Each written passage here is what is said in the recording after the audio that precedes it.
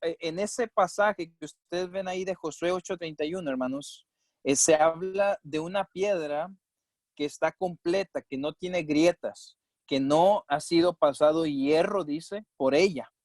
¿Qué quiere decir, hermanos? Que para nosotros poder ofrecer sacrificios de paz, como dice ahí, ofrendas de paz hacia Dios, nosotros tenemos que comportarnos, hermanos, como esas piedras, ¿verdad? Que poco a poco se van apilando y que no tienen grietas.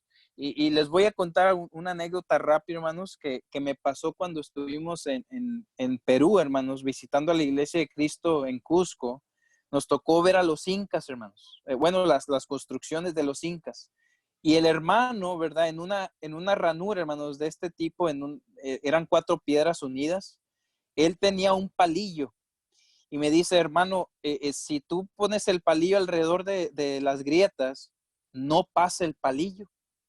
Y le decía, pero ¿cómo es eso, hermano? Me dice, lo que pasa es que ellos las tallaban tan perfectas las piedras que embonaban las unas con las otras.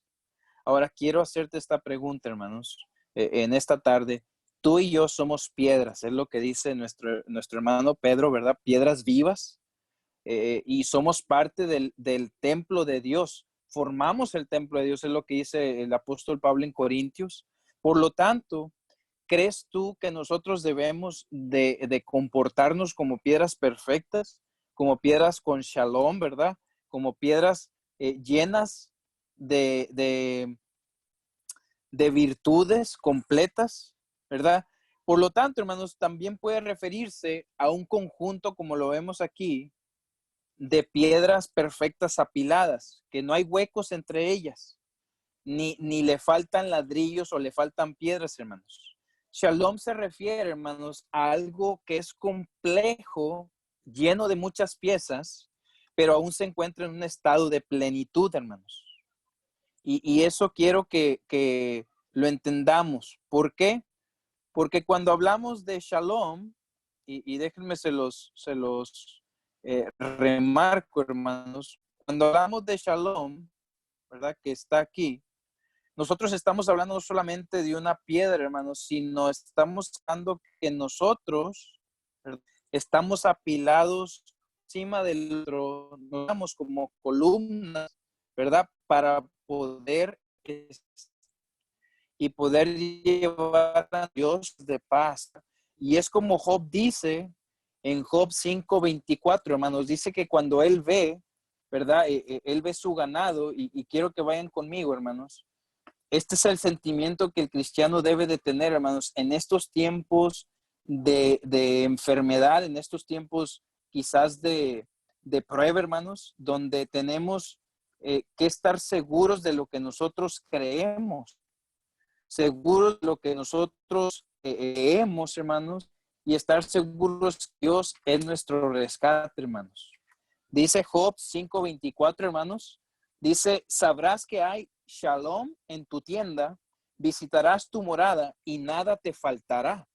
Fíjense, dice, sabrás que hay shalom, dice paz, ¿verdad? O sea, ¿qué quiere decir? Que cuando Job fue a su tienda, ¿verdad? Al granero, ¿verdad? Y vio a sus animales ahí, ¿verdad? Voy a dibujar una vaquita ahí al estilo de los niños, hermanos.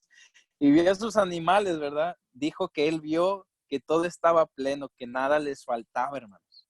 Ahora, quiero que tú entiendas esto, porque aunque el mundo esté en desorden, esté le podemos llamar así, en un estado de incertidumbre, tú y yo tenemos una paz, la cual no es la del mundo, sino que la paz, hermanos, que tú y yo tenemos está referida específicamente a que cuando tú volteas a tu hogar, cuando tú volteas a tu familia, hermanos, tú sabes que estás completo, que estás entero. ¿Y quién te provee todo eso?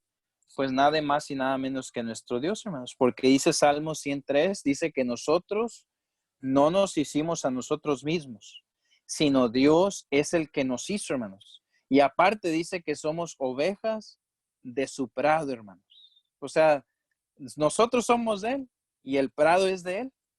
Todo es completamente de nuestro Señor, hermanos. Ahora, quiero avanzar en este significado, hermanos, específicamente de shalom, porque sé que a veces es complicado, hermanos, ver el shalom o el eirene, ¿verdad? En estos tiempos. Sin embargo, quiero decirte que los tiempos que tú y yo vivimos el día de hoy son los mismos tiempos que pasaron y vivieron los hombres en el Antiguo Testamento. Y fíjense, uno de ellos fue David. ¿Se acuerdan allá en Primera de Samuel, verdad? David estaba en un tiempo de guerra y su papá, hermanos, lo manda a preguntarle a sus hermanos ahí en Primera de Samuel 17:22, hermanos. Le manda a preguntar por su bienestar o por su shalom. Dice Samuel, Primera de Samuel 17:22, dice, y entonces David dejó su carga en mano del que guardaba el bagaje y corrió al ejército, y cuando llegó preguntó a sus hermanos si estaban bien, si estaban shalom, ¿verdad? Y la idea central, hermanos, es que nuestra vida es una vida compleja, que muchas veces vamos a tener diferentes, hermanos, diferentes, eh, eh, si lo queremos ver así, diferentes situaciones. Quizás situaciones en donde tengamos problemas, ¿verdad? Situaciones sentimentales, sentimientos. Quizás también, hermanos, tengamos una vida llena de enfermedades, enfermedades, o una vida, hermanos, como muchos hermanos, llenas de eh, eh, eh, partes móviles. ¿Qué quiere decir esto, hermanos? Que nosotros somos seres que tenemos alma, cuerpo, ¿verdad? Y espíritu. De la manera que estos tres, hermanos, ¿verdad? Funcionan y tienen diferentes partes móviles. Y cuando una de ellas se desalinea, hermanos, es como si estuviéramos jugando un Jenga, ¿verdad? Y cuando tú sacas una pieza, hermano, del Jenga, ¿verdad? Estás sacando esa columna del shalom, o sea, de un estado de plenitud. Cuando cualquiera de esas partes, hermanos, se mueve, se rompe la paz. Y es lo que ahorita, hermanos, el mundo está sintiendo de verdad. Tú y yo llevamos mucho tiempo quizás dándonos cuenta de la cantidad de enfermedad que hay en el mundo.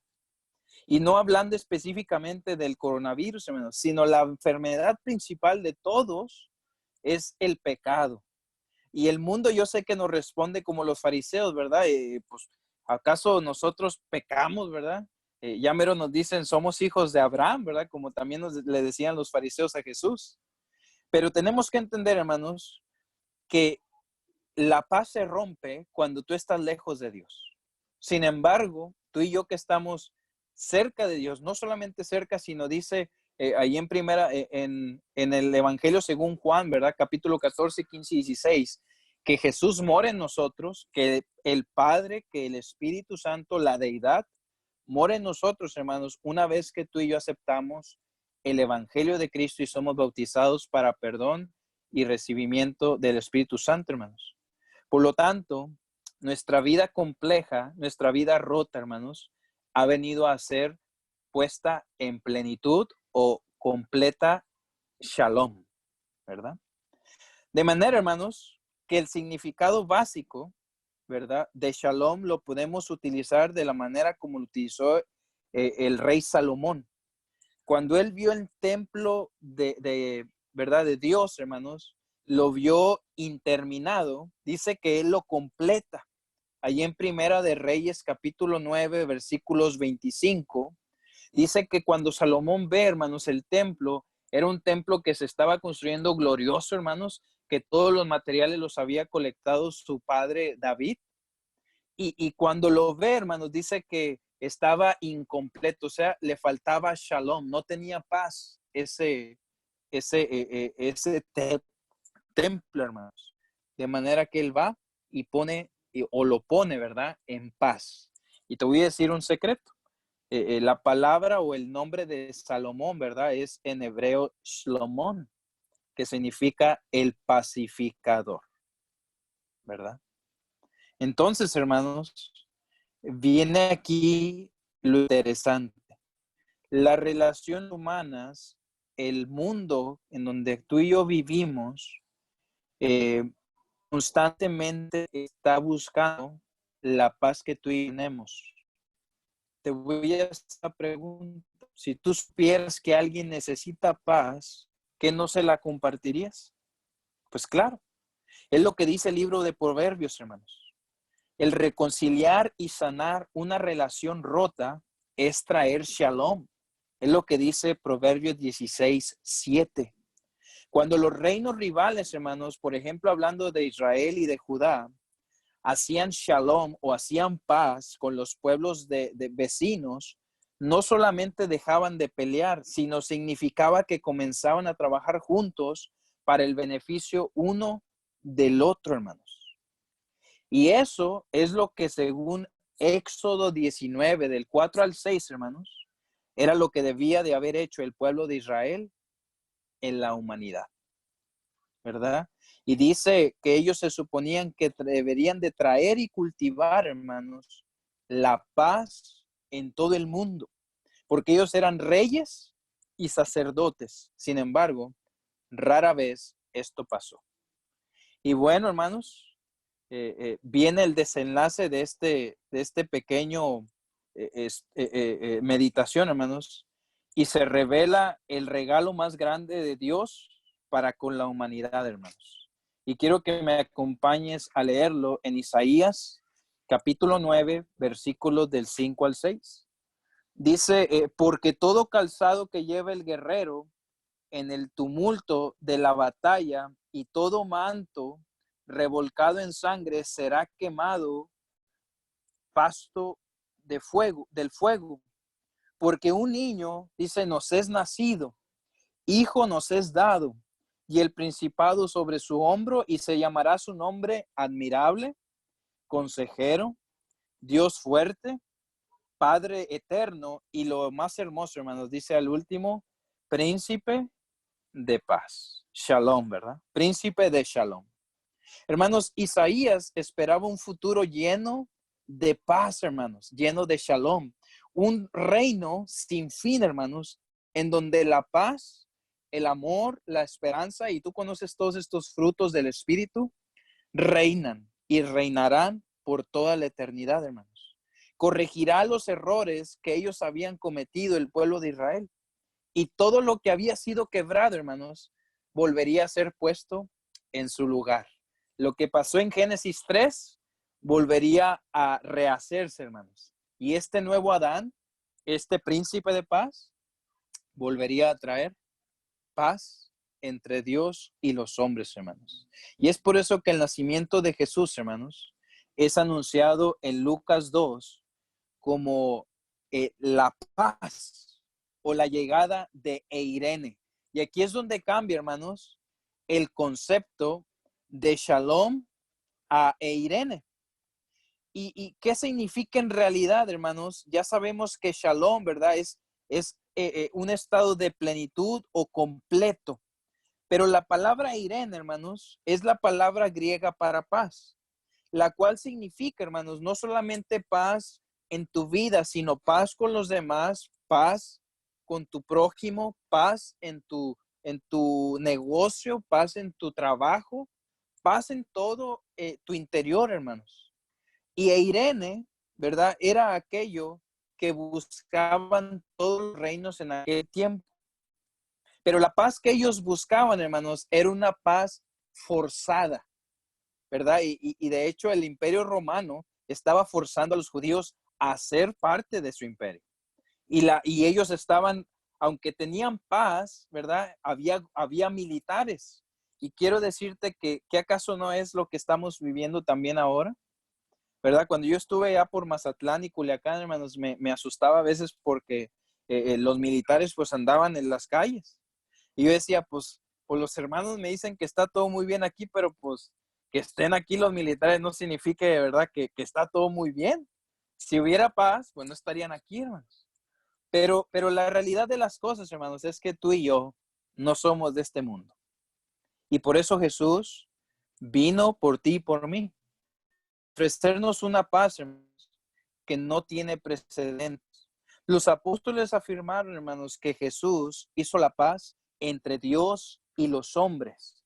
Y es lo que dice Romanos capítulo 5, hermanos. Romanos capítulo 5, versículo 1 dice, justificados pues por la fe, tenemos paz para con Dios por medio de nuestro Señor Jesucristo, hermanos.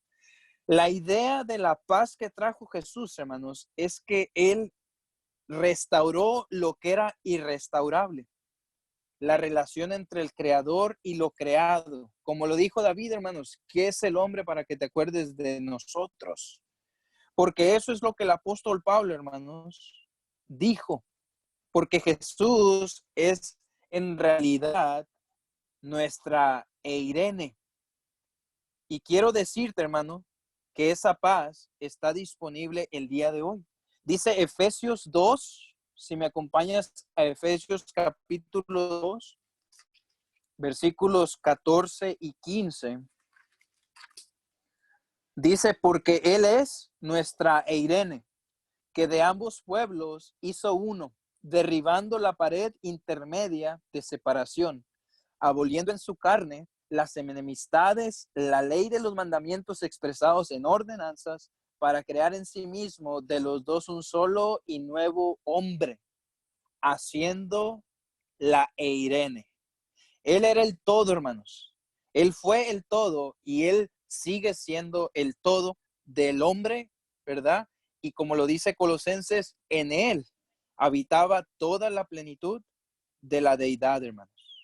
Eso significa que nosotros, hermanos, fuimos creados en un estado de plenitud. Sin embargo, por la vida que hemos tenido, nuestra plenitud o nuestra paz se ha roto. Y Jesús está aquí para volvernos a poner en orden, hermanos. Para volvernos a traer una paz, la cual será eterna.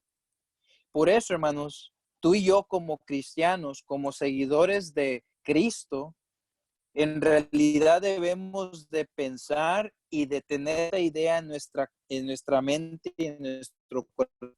No nos llamó a traer guerras, a traer paz. Que Jesús no nos llamó a traer paz. Pablo instruyó a las iglesias, hermanos, como el día de hoy yo les digo a ustedes, a mantener la unidad por medio del vínculo de la paz, según Efesios 3, ya que se requiere humildad, paciencia, amor, hermanos, para con los demás. Porque paz, hermanos, es lo que mantiene una en la iglesia de Cristo. Convertirse en gente de paz, hermanos, significa participar en la vida que Jesús llevó, ya que Él reconcilió todas las cosas en el cielo con la tierra, restaurando la paz a través de su muerte y resurrección. Es lo que dice Colosenses capítulo 1, versículos del 19 al 20. La paz, hermanos, es algo que en estos tiempos la gente está buscando desesperadamente. Y quiero terminar diciéndote que la paz está a tu disposición día tras día. Dice que si nosotros, hermanos, nos humillamos, produciremos en nuestro espíritu, ¿verdad? Y por medio del Espíritu de Dios, según Gálatas capítulo 5, versículo 22, los frutos, el fruto, hermanos, del Espíritu, que es amor, gozo, paz e Irene, ¿verdad? Una paz, hermanos, que es espiritual y que impacta en tu vida terrenal. La paz requiere mucho trabajo, hermanos, porque no solamente es sentirte bien contigo mismo, sino que tienes que cultivar ese mismo sentimiento en los demás. La verdadera paz, hermanos, requiere tomar lo que está roto y restaurarlo en su totalidad. Y recuerdo muy bien esto, hermanos, cuando estaba haciendo esta clase, porque cuando yo estaba niño, y me imagino que a todo le pasó, que te tocó romper algo que tu mamá te había dicho que no, ¿verdad? Un jarrón, una figura, un plato. Y como uno de niño, hermano, pues piensas rápido en ponerlo otra vez, ¿verdad? Para que no se den cuenta. Bueno, esto fue lo que hizo Jesús contigo y conmigo. Nosotros, dice Génesis, ¿verdad? Capítulo 6, que, al 9, que la humanidad desde su juventud, hermanos, tiende a lo malo y se desvía de Dios. Por lo tanto, hermanos, la verdadera paz es que nuestras vidas, ¿verdad? En nuestras vidas aceptemos el sacrificio de Jesús, su muerte, sepultura y resurrección para poder unir y volver a unir esas partes que antes estaban separadas en nuestras vidas, hermanos. Nuestra vida, nuestras relaciones y sobre todo este mundo, hermanos, necesita la paz de Jesús. Y este es, hermanos, el rico concepto de la paz a través del Antiguo Testamento y el Nuevo Testamento. Que el Señor les bendiga, hermanos. Si hay preguntas, si hay dudas, si hay algún comentario, a sus órdenes.